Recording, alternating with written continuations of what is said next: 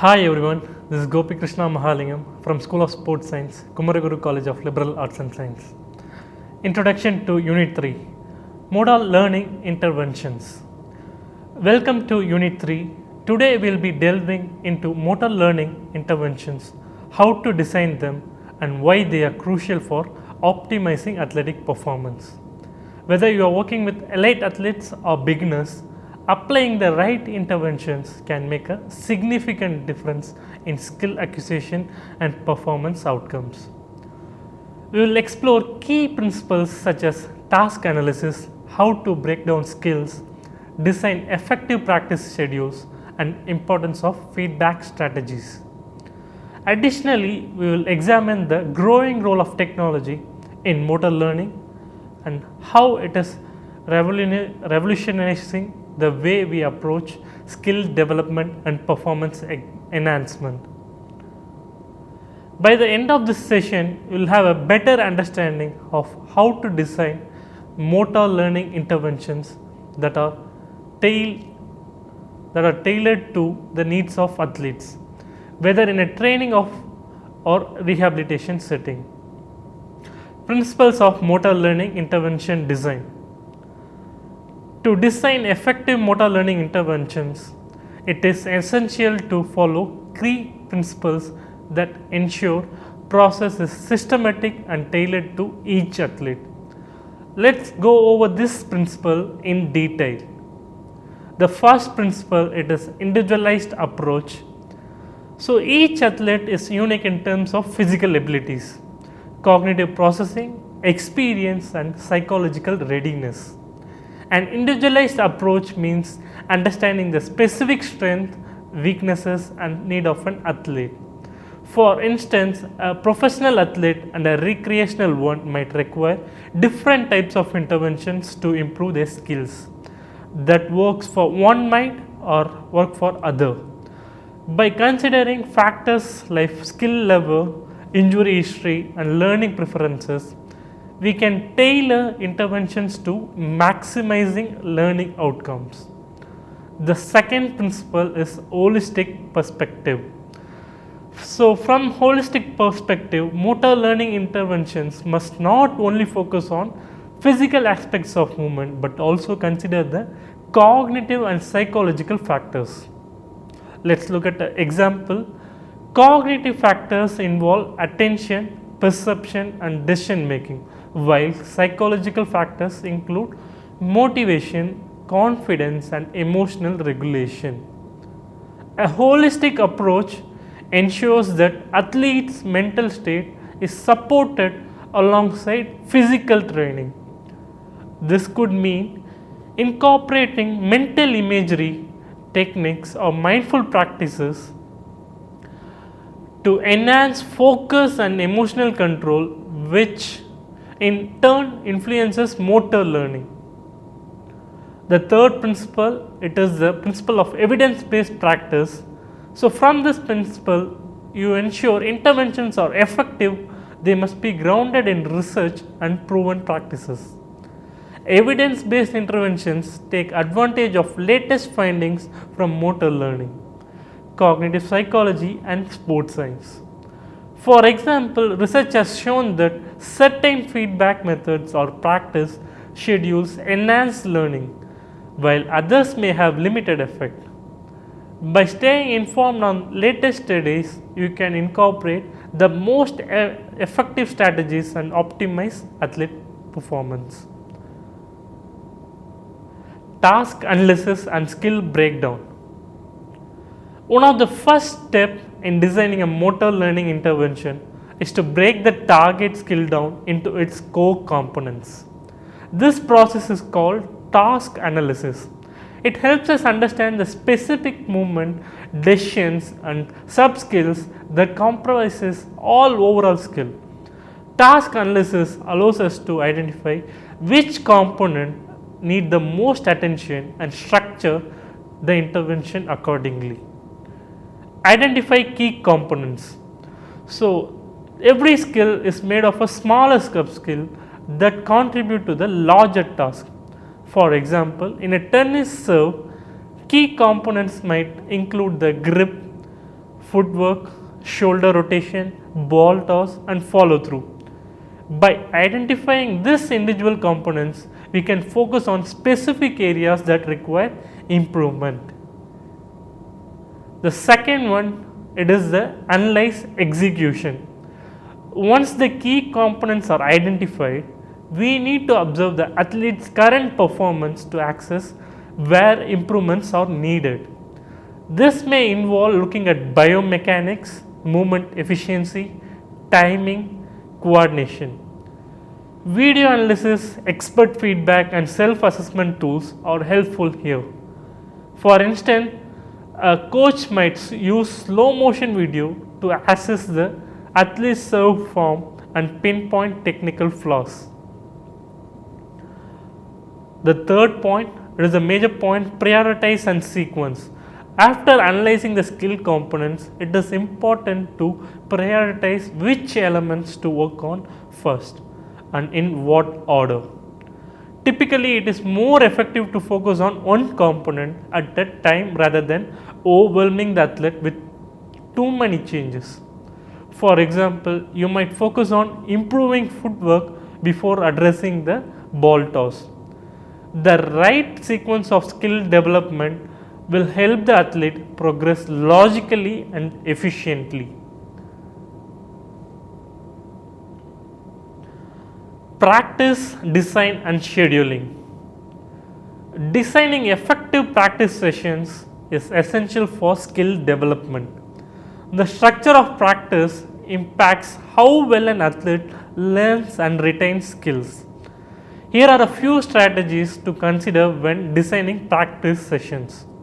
The number one would be the variability of practice.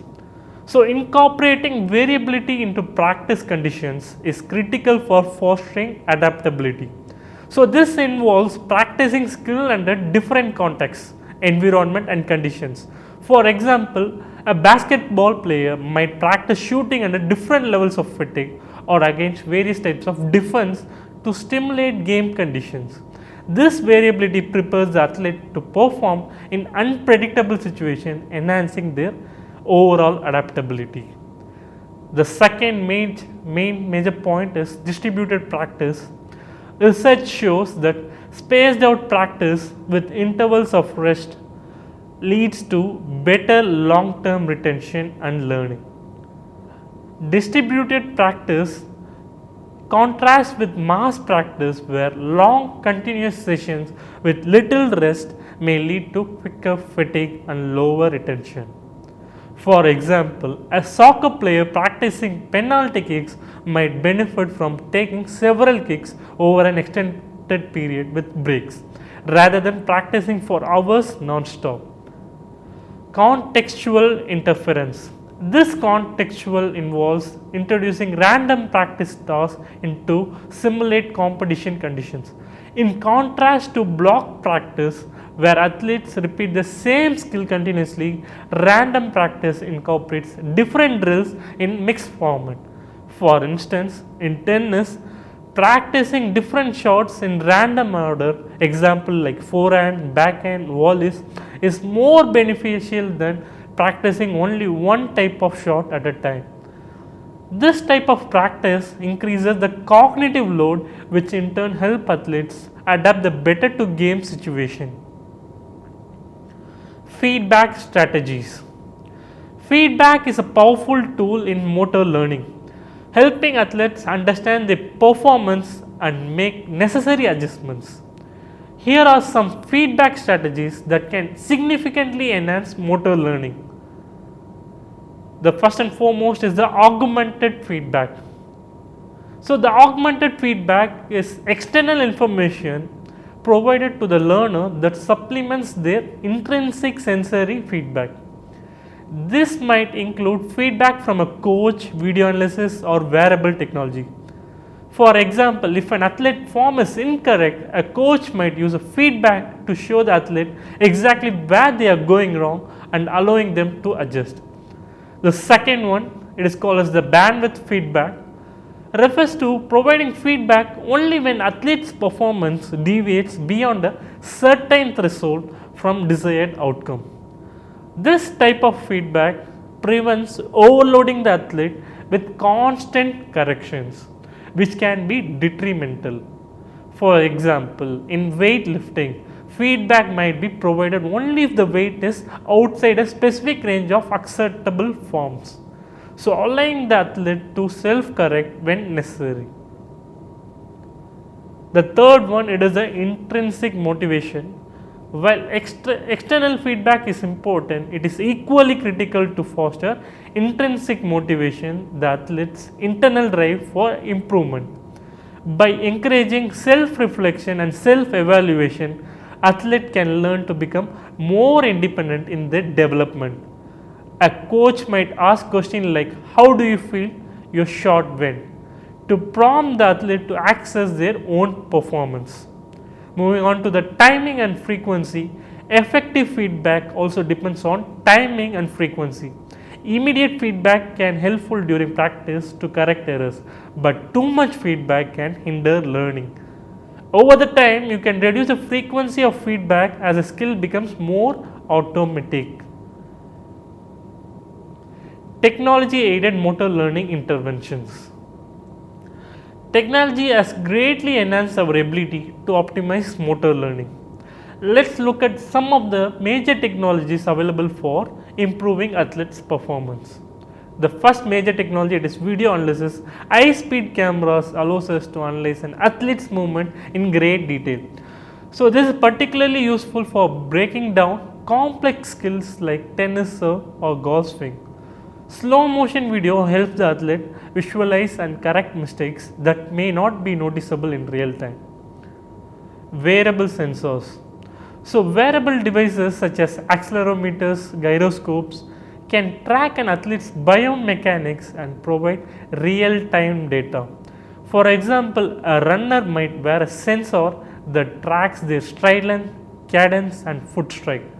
This data can be used to refine their technique and prevent the overall injury. Virtual reality.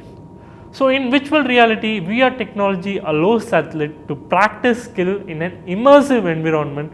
This can be particularly for sports like football, basketball. So athletes can simulate game scenarios without the physical demands. VR also allows for controlled practice conditions, helping athletes improve decision making under pressure. So the major one, AI powered analysis. Artificial intelligence is being used to analyze movement patterns and provide personalized feedback. Machine learning algorithms can track an athlete's progress over time and suggest areas for improvement. For example, AI might take the trajectory of a tennis ball during a serve and give a detailed feedback on the angle and the speed of the shot. Application in sports science. Motor learning interventions have a wide range of application in sports science, impacting everything from skill acquisition to injury prevention.